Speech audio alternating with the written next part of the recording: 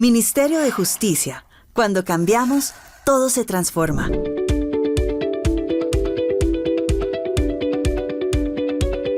Muy bien. Entonces vamos a retomar con el segundo módulo de este curso de conciliación extrajudicial administrativa, que lo va a componer 4 apartados. Entonces vamos a recordar que lo que estamos trabajando aquí es de forma cartesiano-deductiva, yendo de lo general a lo particular. Estamos revisando un poco cuáles son las reformas, las novedades que en punto de dogmática y procedimiento advinieron con la ley 2220 del 2022 en materia de conciliación extrajudicial administrativa. Entonces, otra de las novedades, que no es menor, es el aumento de las atribuciones que tiene la gente del Ministerio Público Conciliador.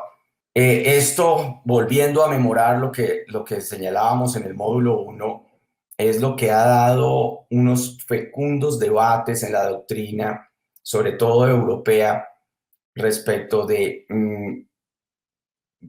si esa actividad desplegada por el agente del Ministerio Público, en este caso el Procurador Judicial, si realmente está inspirada en el principio de neutralidad, ¿sí? Que es más aplicable, mucho más aplicable de forma directa al conciliador privado.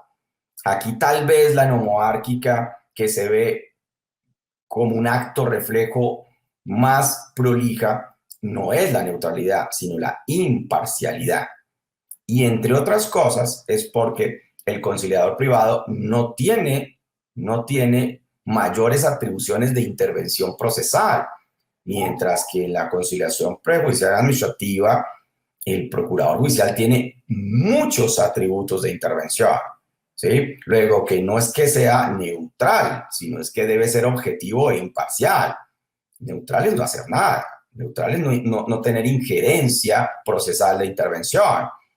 Pero aquí hay demasiados atributos, dándole al procurador judicial un verdadero papel protagónico de dirección y manejo del procedimiento.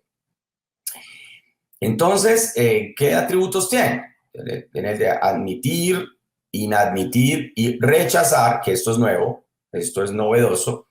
El rechazo in limine de la solicitud no existía en las anteriores regulaciones, pero ya veremos cuáles son las especiales circunstancias de rechazo, porque esto no es homologable o paritario a la causal o causales de rechazo in limine de la demanda administrativa, ¿sí? Entendemos, por ejemplo, que el rechazo operaba cuando usted no subsanó los yerros que se identificaron en la inadmisión. No, aquí no opera de forma paritaria. Le veremos más adelante cuáles son las circunstancias bajo las cuales el legislador del 2022 creó para hablar del rechazo in limine de la solicitud de conciliación. Entonces tiene el conciliador las atribuciones de admitir, inadmitir, rechazar, declarar desistida la solicitud de conciliación, ¿sí? Solicitar que se complemente la solicitud, citar audiencia de conciliación por el medio más expedito, dirigir de manera personal, directa e indelegable la audiencia. Estas audiencias las debe realizar de forma personal el agente del Ministerio Público y no sus asistentes de despacho. Citar a la audiencia al funcionario que ostente la ordenación de gasto o su delegado. Miren, esto es muy interesante. En un par de oportunidades yo le he utilizado porque, entre otras cosas, este no es un atributo nuevo que traiga el estatuto. Era posible hacerlo bajo la regulación anterior y aún de forma armonizada con el parágrafo del 303 del CEPAC. Y es que muchas de las veces, cuando el agente del Ministerio Público, cuando el procurador hace un análisis de la solicitud, un análisis juicioso, puede advertir, por ejemplo, que en ese caso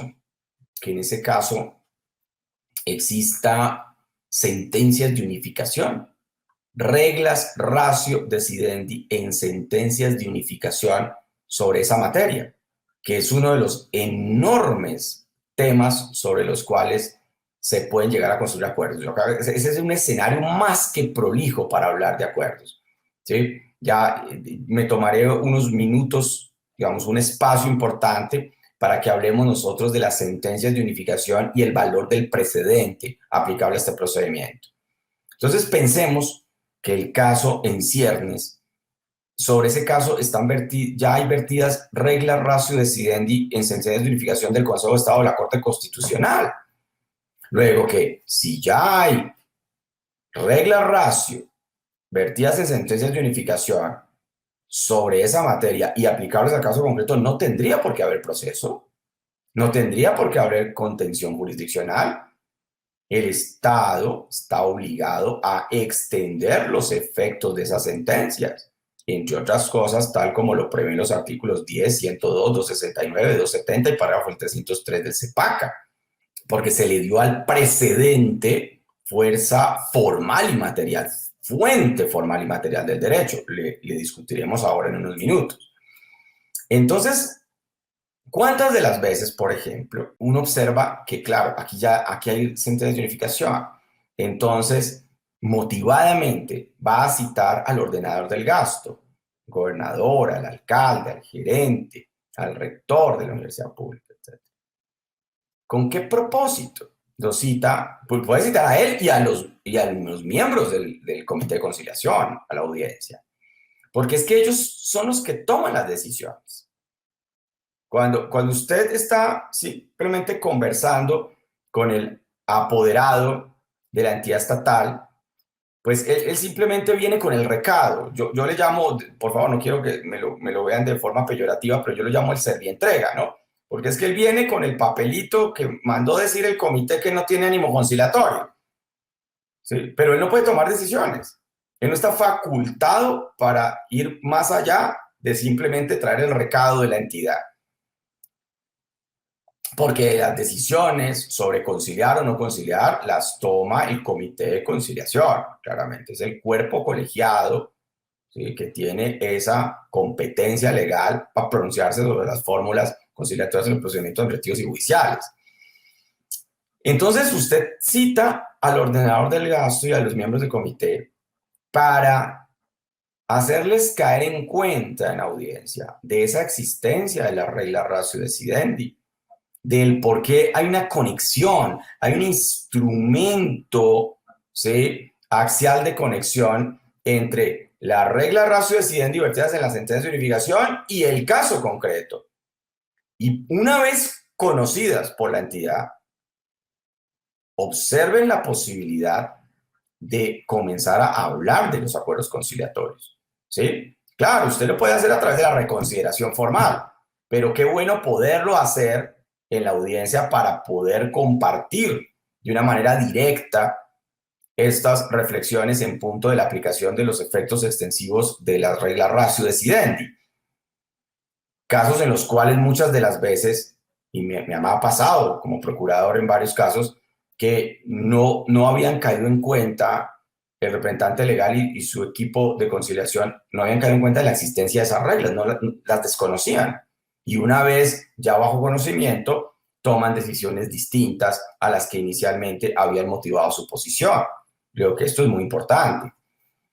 El procurador puede solicitar que se alleguen nuevas pruebas y se complementen las presentadas, ¿sí?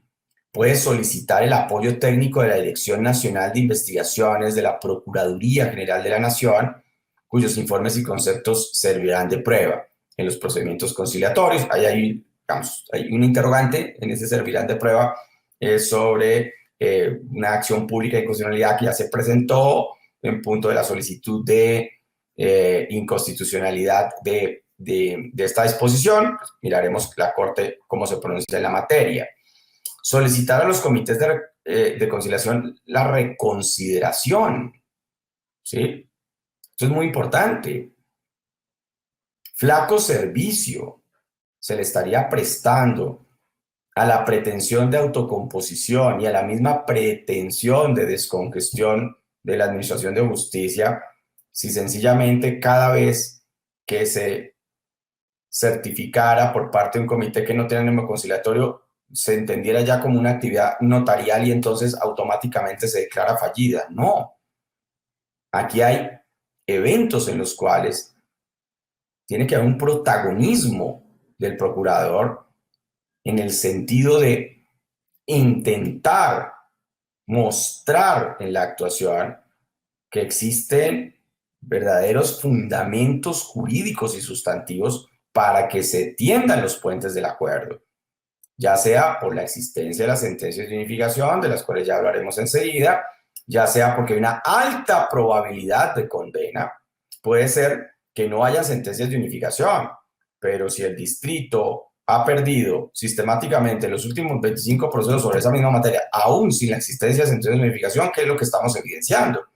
Pues que claramente en casos homólogos que aunque no sean precedentes y pueden convertirse en antecedente, pues el Estado está perdiendo. Luego que hay una alta probabilidad de condena.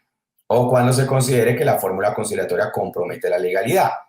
Pensemos que la entidad sí tiene una fórmula conciliatoria, ya sea que la trae, que la arriba al procedimiento como una respuesta a la solicitud presentada por el convocante, o ya sea porque presentó solicitud conjunta de conciliación sin pretensión judicial, que es la nueva posibilidad que explorábamos en el módulo 1 con base en lo previsto en el artículo 89 del estatuto. Pero pensemos que esa plausible intención se puede ver menoscabada en la medida en que es contraria a derecho. Y aquí el procurador judicial tampoco puede ser un convidado de piedra. No es tampoco lograr acuerdos como un fin en sí mismo. No son los acuerdos a toda costa. Es que el acuerdo al cual se arriba debe ser respetuoso del principio de legalidad. Y recordemos que es que en el derecho administrativo el principio de legalidad es el enclave dogmático por excelencia. El artículo sexto de la Constitución nos establece las dos reglas de responsabilidad que existen en Colombia y señala el artículo sexto superior que los particulares responderán por infringir la Constitución y las leyes. A esto la Corte lo ha denominado el principio de responsabilidad pro libertate, porque el particular parte de un enorme océano de libertad. Puede hacer todo lo que no le esté prohibido y realmente lo prohibido es poco. Por eso es parte de una enorme libertad. Contrario sensu, establece el artículo sexto de la Constitución que los servidores públicos, además de responder por lo anterior, responderán por omisión y por extralimitación de funciones, creando lo que en palabras de la Corte Constitucional es el principio pro legislatore de responsabilidad. El servidor público parte de un enorme marco de restricción. ¿Yo puedo hacer todo lo que no me esté prohibido? Sí, si soy particular. Pero si soy servidor público, única, exclusivamente puedo hacer lo que me está permitido.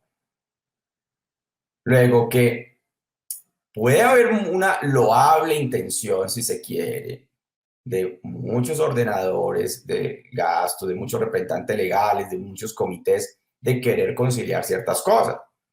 Pero solamente lo pueden hacer si eso es permitido. Yo no voy a poder conciliar algo que la ley, que el principio de legalidad me lo prohíbe. Entonces ahí tienen que estar los ojos atentos también del procurador para decir, venga, aquí puede estarse logrando un acuerdo, pero con menoscabo del principio de legalidad, lo cual no, por supuesto, no es lo deseable. También puede existir eventos en los cuales el procurador advierta que ese acuerdo pudiera llegar a ser lesivo al patrimonio público, o que se estuviera generando una renuncia inadmisible a derechos irrenunciables. Entonces, en esos eventos, ¿qué tiene que hacer el procurador? Elevar reconsideración para que el comité vuelva y reestudie el caso. ¿Sí?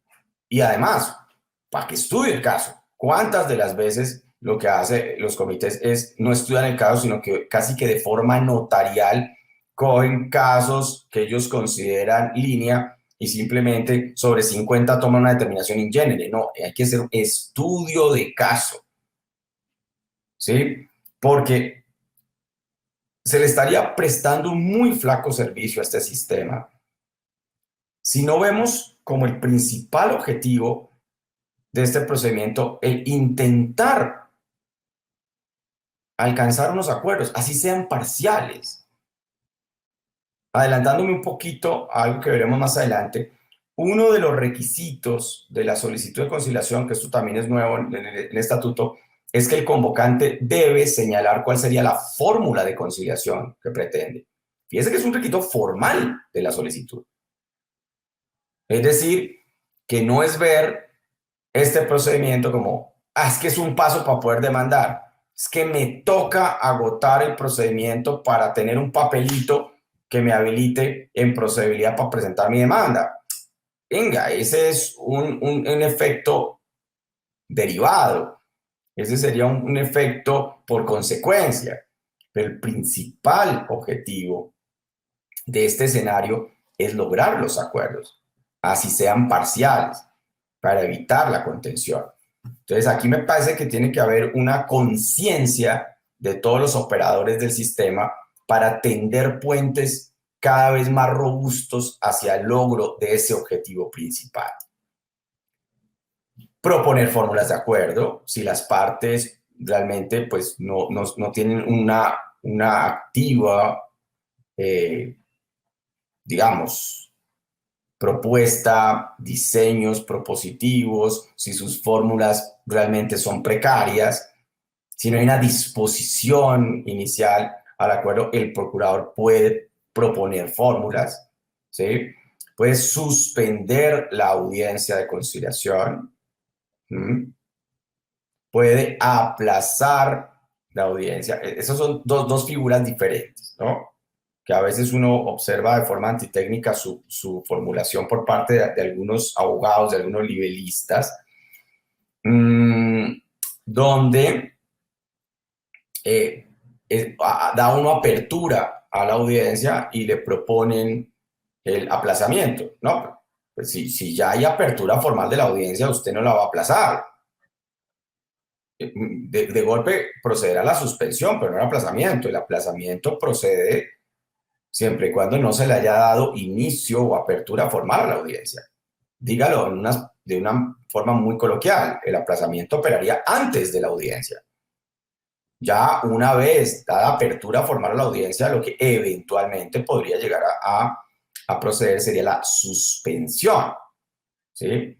Y esta será susceptible de ser suspendida por solicitud de ambas partes, ¿sí? Es decir, tiene que haber una aquiescencia conjunta de las partes, o cuando el agente del Ministerio Público encuentre elementos de juicio respecto a la existencia de ánimo conciliatorio. Sí, claramente también puede llegar a ser suspendida cuando el procurador eleva reconsideración al comité. Entonces se eleva reconsideración, se suspende la audiencia a efecto de que el comité haga ese reexamen bajo los postulados axiales de la reconsideración que se le está elevando para volver a retomar entonces el decurso de la actuación. Bien, entonces lo que observamos aquí es realmente unas grandes atribuciones que tiene el procurador digamos, un protagonismo importante o unas facultades y atribuciones de verdadera dirección del procedimiento. Y cerremos este módulo 2 haciendo referencia al poder vinculante del precedente. En mi humilde opinión y en la experiencia en estos 7 años como Procurador Judicial 2, he podido verificar sobre la práctica que sin duda alguna, cuando hay precedente administrativo, es cuando más escenario prolijo existe para la construcción de los acuerdos. para llevar realmente el conflicto a escenarios de autocomposición y de esa forma terminarlo a través del acuerdo entre las partes. Pero también ha sido de constante corroboración que existe una inadecuada comprensión de lo que es el precedente administrativo o el precedente constitucional aplicable en la materia.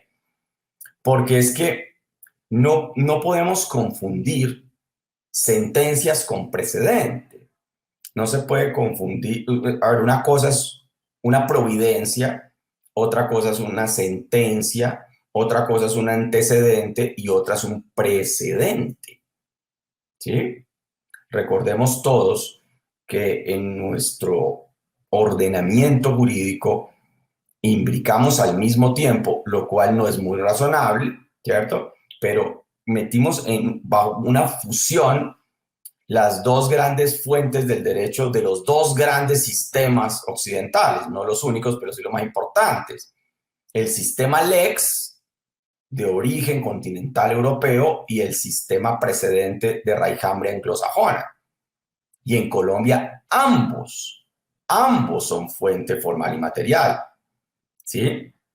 Partamos de la misma Constitución del 91 en su artículo 230, que señala: los jueces en sus providencias están sometidos al imperio de la ley. Además utiliza una expresión profundamente bizantina, ¿no? El imperium de la ley, eso es muy romano. Entonces uno dirá, bueno, el constituyente optó por la lex como la fuente formal y material por excelencia. Y en el inciso segundo del artículo 230 de la Constitución se señala que la jurisprudencia, al igual que los principios del derecho, serán un criterio auxiliar. Ni siquiera dijo criterio supletivo, sino criterio auxiliar, de lo cual se decantó por alguna parte de la doctrina en su momento, en el año 91-92, que lo que estaba y lo que claramente estaba haciendo el constituyente era cerrándole la puerta al precedente en Colombia, porque la jurisprudencia era un mero criterio auxiliar. Pero luego fue tarea de la Corte Constitucional, cuando comienza funciones en el año 92, la Corte fue creada en la Carta del 91 y comienza tareas en el 92, comenzó la Corte a releer ese artículo 230. ¿Bajo qué sentido? Entiende la Corte, sobre todo si uno mira inicialmente en sentencias como la T2 y la T6, dice, bueno, si la jurisprudencia es un criterio auxiliar, pero vamos a meter en el paquete de jurisprudencia todo el actuar de la judicatura a través de los autos y las sentencias, entonces también es un criterio auxiliar lo que la misma Corte haga. Y eso no sería no solo plausible desde un punto de vista de un diseño institucional de un Estado constitucional, sino que eso no sería armonizable con lo previsto en el artículo 241 sobre las funciones de la Corte, donde claramente el constituyente le entrega la tarea de ser uno de los principales guardianes de la integridad y supremacía de la Constitución. Y eso solo se logra con el poder vinculante de sus decisiones. Entonces ya comenzó desde prematura jurisprudencia la Corte a descreer que existiera una cláusula pétrea de eliminación del efecto vinculante que pueda llegar a tener cierta expresión de la actividad judicial. Luego hay una sentencia que es muy, pero muy interesante, que es la C-836 del 2001, con ponencia de Rodrigo Escobar Gil, donde la Corte Constitucional hace un examen en paralelo, en comparado, entre la doctrina probable y el precedente. Y es muy claro que lo que obliga es el precedente y que el precedente hace parte del ordenamiento jurídico. Porque cuando el artículo 230 dijo, los jueces en sus providencias están sometidos al imperio de la ley, señaló la Corte que ese imperio debe ser entendido desde un aspecto lato o amplio. Es decir, ley no entendido como estrictamente lo que entendemos por ley, sino como un sinónimo de ordenamiento jurídico. Porque si no fuese así, llegaríamos al absurdo, por ejemplo, y lo dice la misma Corte, a que los jueces administrativos no estarían sometidos al imperio de los actos administrativos, porque el acto administrativo no es una ley. Entonces, lo que quiso decir el constituyente fue imperio del ordenamiento jurídico. Y que la jurisprudencia es un criterio auxiliar, la Corte dice sí, pero es que el constituyente nunca se refirió al precedente. Habló fue el concepto lato o amplio de jurisprudencia, pero nunca el constituyente en el inciso segundo se hizo referencia explícita al precedente, que debemos entenderlo que lo compone la regla o conjunto de reglas ratio decidendi vertidas en sentencias de unificación que se dan por importancia económica, jurídica o social, generadas por órganos de cierre y que generan doctrina de corporación.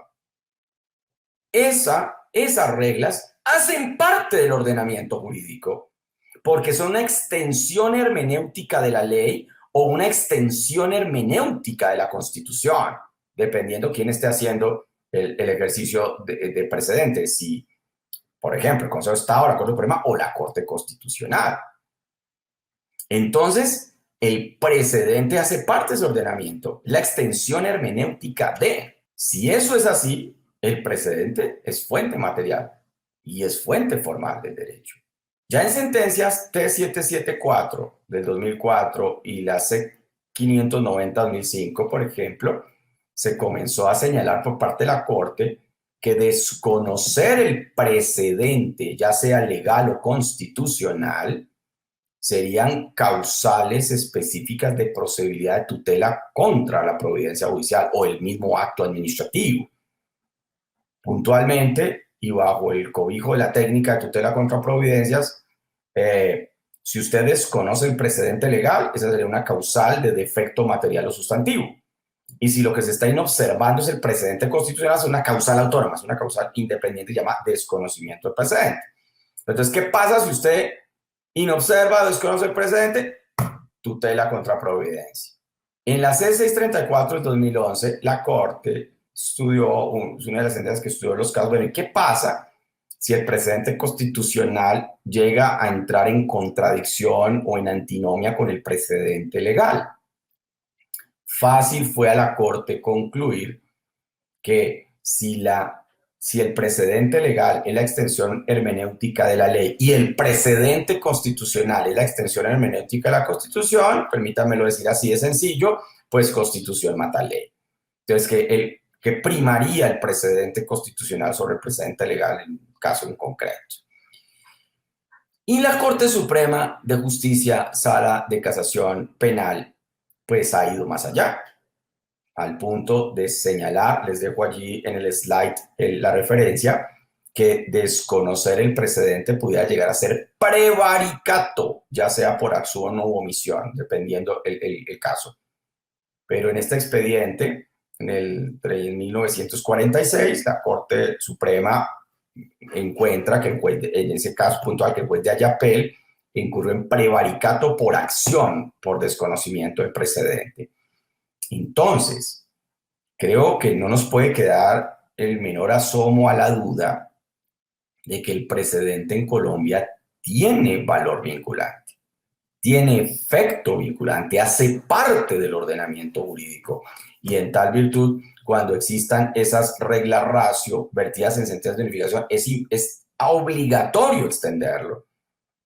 Pero el precedente no es la sentencia. Yo no voy a decir es que el precedente de la sentencia T760 del 2008. No, el precedente es la regla que me dice la salud es un derecho fundamental autónomo, no requiere conexidad con la vida. Esa es la regla precedente. Por eso la importancia de hacer las líneas jurisprudenciales y la cosa. ¿Sí? Ok. En el CEPACA hay varios artículos que nos recuerdan la obligatoriedad de la aplicación del precedente administrativo. Lo que pasa es que lo utiliza con una expresión diferente. No habla del precedente administrativo, sino dice obligatoriedad de la aplicación de las sentencias de unificación. ¿Sí? Hubiese sido mucho más técnico, si somos rigurosos, hablar de precedente administrativo propiamente dicho, lo cual no significa que no se pueda, a través de una sana hermenéutica, generar el efecto paritario con la disposición sobre sentencias de unificación. Verbi gracia, el artículo 10 del CEPACA, nos habla del deber de aplicación de uniforme de las normas y la jurisprudencia. El artículo 102 del CEPACA nos trae un procedimiento administrativo especial de extensión de jurisprudencia. El 256 versa sobre el recurso extraordinario de unificación jurisprudencial, ¿sí? El 269 sobre el procedimiento de extensión de jurisprudencia ante el Consejo de Estado, y el 270 habla sobre las sentencias de unificación jurisprudencial. Todo esto armonizado, lo que nos está señalando es el precedente administrativo es obligatorio y hace parte de ese nivel de sujeción de las normas del estatuto. Y es muy interesante cómo en el CEPACA, a diferencia, por ejemplo, del CGP, en el CEPACA, en el 270, sí se nos dicen cuáles son esas sentencias de unificación. Esto es, digamos, muy interesante a propósito de dotar de mayor entendimiento de dónde estarían los escenarios generadores de precedente y, por lo tanto, de efecto vinculante en punto de aplicación.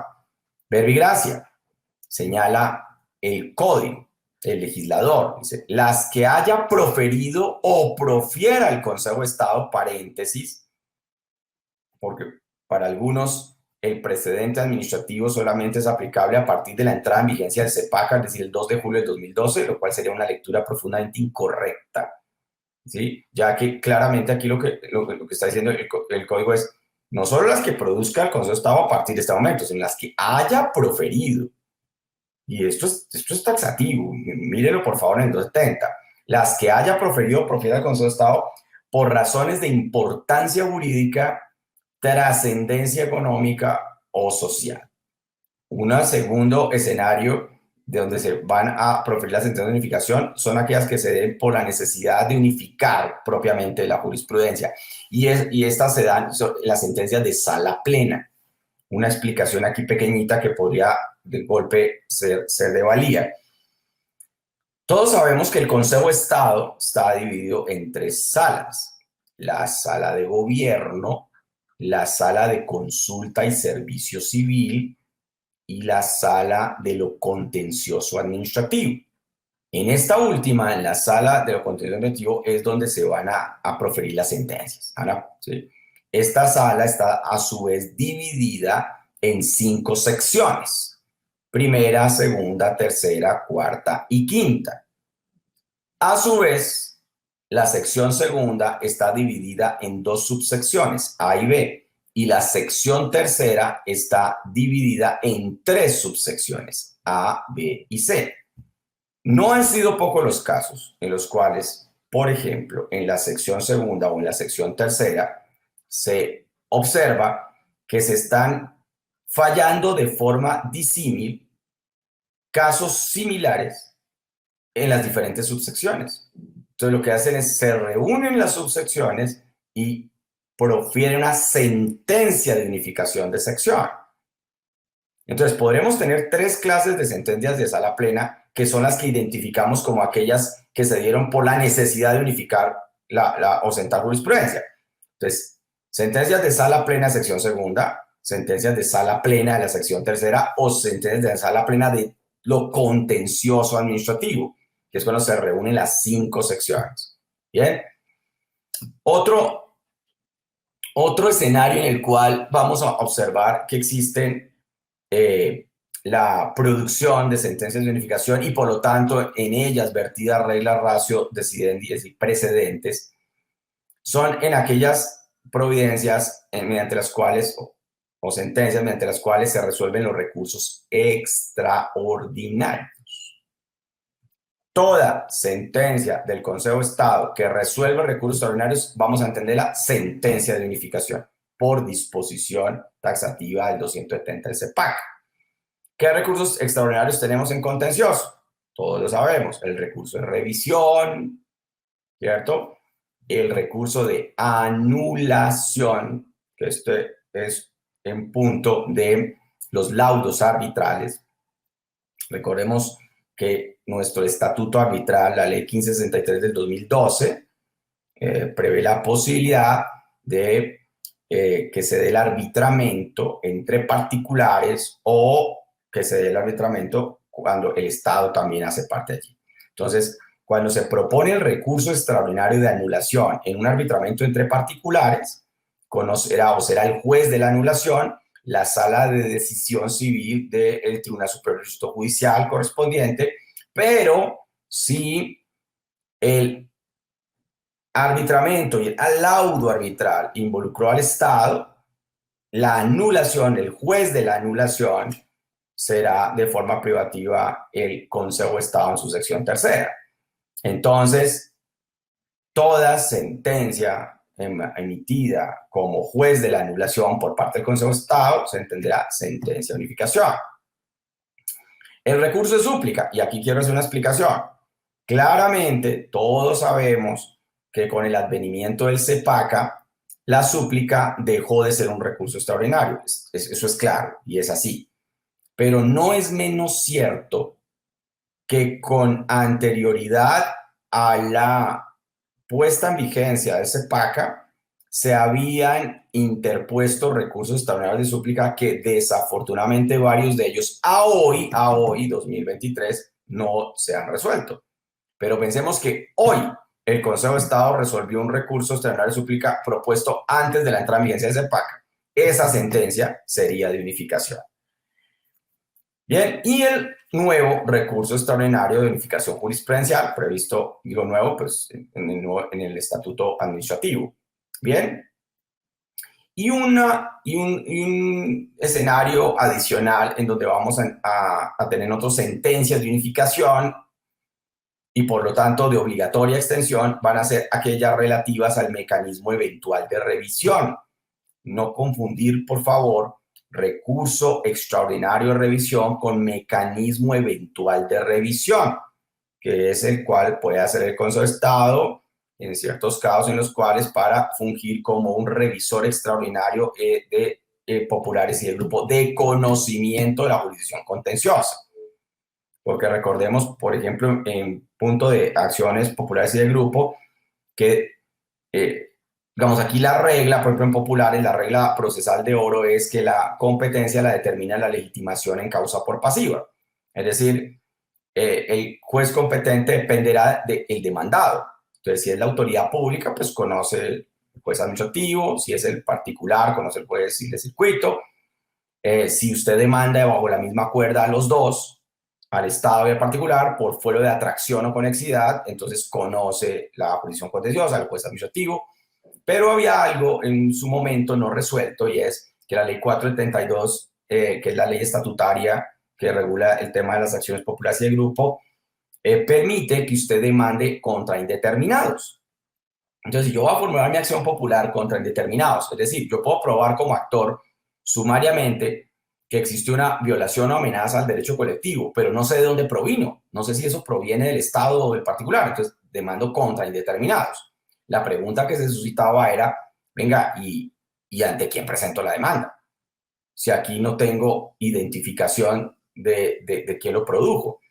Entonces, en su momento, los privatistas sostenían que tocaría presentar la demanda ante la jurisdicción ordinaria, puntualmente ante el juez civil de circuito, porque el CGP, el Código del Proceso, trae una regla de competencia residual.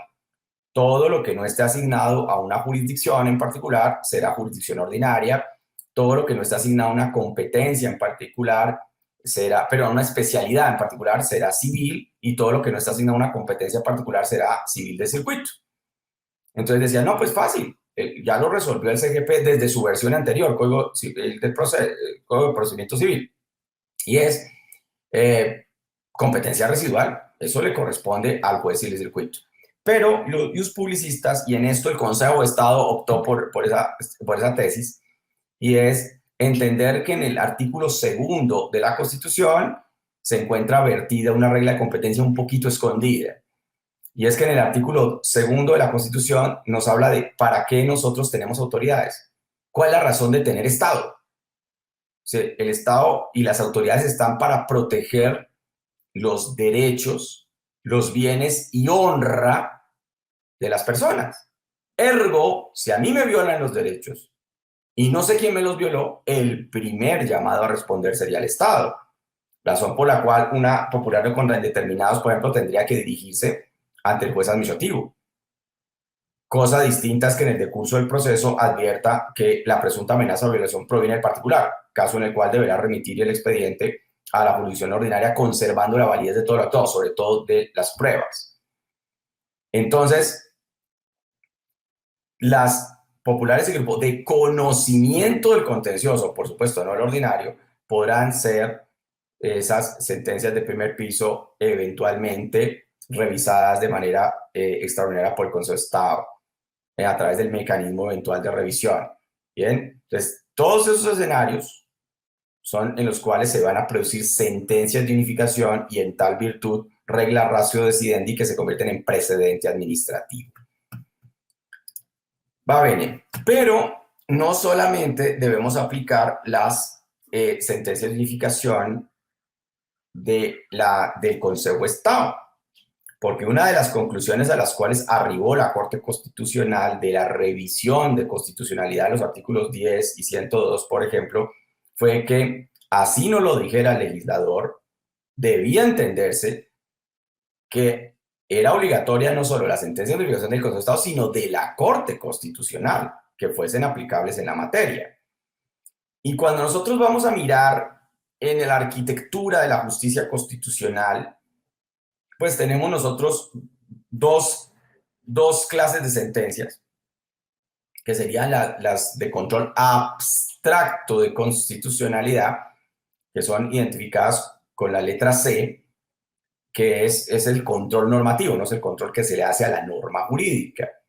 Pero también vamos a tener otra clase de sentencias que son las de control en concreto de constitucionalidad, las T, que son de casos en los cuales hay revisión extraordinaria eventual de tutela. También tendremos en la Corte Constitucional las SU, pero las SU son de T. Permítame el trabalenguas. ¿Sí? Cuando se produce una sentencia de unificación en la Corte Constitucional es de unificación de tutela. Entenderemos que las sentencias de control abstracto, las C, las produce la Corte en pleno, los 9 magistrados, mientras que las sentencias T las profiere una sala de revisión que está integrada por 3 magistrados. Muchas de las veces la Corte advierte que distintas salas de revisión están fallando de forma disímil en punto de casos muy parecidos, sino iguales. Entonces, o por importancia económica, jurídica, social, o por necesidad de sentar jurisprudencia, lo que hace es sentencia de obligación, es decir, profiere un fallo de tutela a través de sala plena, y esas son las famosas SU.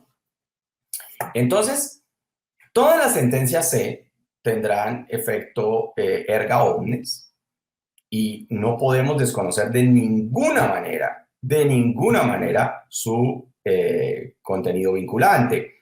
De hecho, frente a la sentencia C, ningún juez puede apartarse. Sabemos que en algunos escenarios será legítimo poderse apartar del precedente. Quien puede apartarse del precedente claramente es el juez. Yo creo que este no es un atributo propio de la autoridad administrativa, sino del juez. Pero para poderse apartar del precedente se requiere que sea de cierto precedente, no de todo. Entonces, por ejemplo, los precedentes C, jamás. Ahí no puede usted apartarse. En la sentencia C, pues podremos tener 2 efectos simples y 2 modulados. Los efectos simples es la norma en juicio, es encontrada exequible, es decir, se apiada los postulados, presupuestos o valores constitucionales, en tal virtud se mantiene incólume en el ordenamiento. El efecto inexequible, pues entenderemos que es todo lo contrario. La norma bajo examen viola los presupuestos, mandatos o valores constitucionales y en tal medida se expropia, si sale del ordenamiento jurídico, pero a veces lo complicado es cuando la Corte imbrica en sus sentencias de control abstracto efectos modulados, como el exequible condicionado o el inexequible diferido, porque cuando aplica estos efectos, ata inescindiblemente el entendimiento del resuelve a la parte considerativa, porque yo no puedo entender la decisión sin entender la regla ratio que gobierna la parte emotiva. Sí, la norma me dice, el resuelve me dice, la norma X es exequible condicionado. ¿Condicionado a qué? Condicionado a la regla ratio vertidas en la misma sentencia. Y el inexequible diferido, pues la norma es encontrada contra la Constitución, pero no se le da una orden de expulsión inmediata, sino se mantiene en un tiempo que considera razonable la Corte para que pueda haber una acción regulatoria por parte del Estado, generalmente una orden de acción al Congreso. Por otro lado, en las sentencias T, vamos nosotros a encontrar pues, el efecto de amparo o de no amparo. Pero cuando se ampara el derecho, se podrá amparar bajo 3 efectos. El efecto in genere, que es el efecto inter partes, donde solamente la sentencia vinculará única y exclusivamente a las partes en litigio, a los extremos procesales, a tutelante y a tutelado. Pero también tendremos algunas con efectos interpares, donde se vuelve absolutamente obligatoria para todo ese espectro. Y en el efecto interpares, la Corte no solamente le da aliento vinculante de la decisión a las partes en litigio, a los extremos procesales, sino que lo extiende a todos los que se encuentren en las mismas condiciones. Ese es un dispositivo amplificador de la sentencia en concreto. Y hay otro, y para cerrar ya este módulo 2, el efecto intercommunis, que inicialmente la Corte le utilizó para proteger a comunidades de especial protección constitucional, como lo son las comunidades afro, raizales, palenqueras, indígenas y rum. Bajo el criterio de la protección afirmativa que se le tendría que dar al principio del pluralismo, y entonces se aprovechaba una revisión de tutela no solamente para amparar directamente al tutelante, sino a él y a la comunitas, Aruaca, Emberacativo, NASA, etc. Pero luego la Corte comenzó a desviar un poco el criterio sobre el cual edificó inicialmente la aplicación del intercommunis y fue a aplicarlo a grupos, no necesariamente a comunidades, sino a grupos. Miren, por ejemplo, ustedes las sentencias con triple reiteración en el 2011 sobre derechos de igualdad en parejas del mismo sexo. Entonces, vamos a tener un precedente obligatorio en sentencias de control abstracto, claramente. En sentencias con efectos interpares e intercommunis obligatorias, en donde podría haber un escenario relativo de poderse apartar de ciertas reglas precedentes, son en las que tienen efectos interpartes, pero obviamente se debe exigir por parte de ese juez que se está apartando el precedente, se debe exigir que tenga una doble carga. Primero, carga de reconocimiento, que demuestre que conoce el precedente. Y segundo, carga de argumentación, porque en el caso concreto no sería eventualmente aplicable. Porque si no se hace con técnica, la frontera es muy tenue entre no apartarse del precedente y el prevaricato. Bien, entonces quise dar un espacio importante para recordar el valor vinculante del precedente tanto administrativo como constitucional, porque allí, créanmelo, es donde existe el mayor caldo de cultivo para poder hablar de acuerdos. Y es que el Estado no tiene por qué insistir en la contención cuando ya hay regla, ratio, deciden, diversidad, sentencia de unificación, ya sea el Consejo de Estado o la Corte General, sobre esa materia. Luego que claramente es un absurdo insistir en la contención. Y si insistir en la contención es caprichoso, esto pudiera llegar a detonar hasta compulsa disciplinaria y compulsa penal. Porque eventualmente podríamos estar hablando de una falta al deber funcional o de un prevaricato, ¿sí? Entonces no es una cosa menor, y ahí es donde hay un muy buen escenario para sistemáticamente hablar de posibles acuerdos. Entonces lo que uno debe identificar son todas las líneas de unificación que se vienen dando. Por ejemplo, la sección segunda del Consejo de Estado ha sido muy productiva en estos últimos 5 años en la producción de sentencias de unificación. Esto es muy interesante, sobre todo en campos como algunos escenarios del contrato realidad, etcétera.